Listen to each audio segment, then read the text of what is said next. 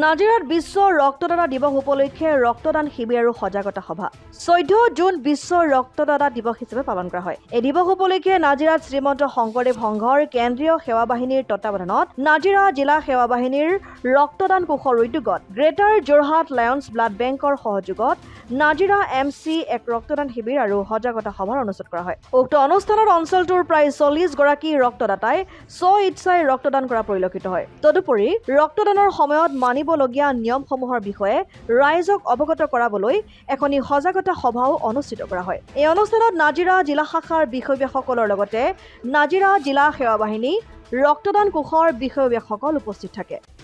জয়গুৰু শংকৰ শ্ৰীমন্ত শংকৰদেৱ সংঘ নাজিৰা জিলা সেৱা বাহিনীৰ ৰক্তদান কোষৰ উদ্যোগত আৰু যোৰহাট লায়ন্স ব্লাড বেংকৰ সহযোগত আজি বিশ্ব ৰক্তদাতা দিৱস উপলক্ষে আমি সেৱা বাহিনীৰ সেৱক সেৱিকা আৰু শুভাকাংক্ষী ৰাইজৰ যি স্বেচ্ছাসেৱী আমি ৰক্তদান শিবিৰ আৰু সজাগতা সভা অনুষ্ঠিত কৰিছিলোঁ আৰু আমি যথেষ্ট আজি সুফল লাভ কৰিছোঁ।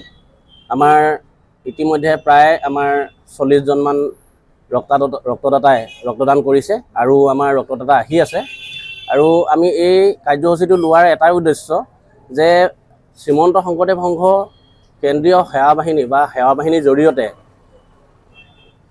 সামাজিক দায়বদ্ধতা ৰক্ষা কৰি মানৱদৰদী চিন্তাৰে মানৱৰ কল্যাণৰ হকে বিভিন্ন সময়ত বিভিন্ন জনকল্যাণমূলক কাম কৰি আহিছে আৰু বিভিন্ন সময়ত আচলতে আমাৰ তেজৰ কাৰণে যি আমাৰ ৰোগীসকলৰ দুখীয়া শ্ৰেণীৰ ৰোগীসকলৰ যি সমস্যা সন্মুখীন হয় এই সমস্যাসমূহ আমি যাতে কিছু পৰিমাণে হ'লেও আমি সমাধান কৰিব পাৰোঁ এই উদ্দেশ্যে আমি আজি ৰক্তদান শিবিৰটো আমি অনুষ্ঠিত কৰিছোঁ।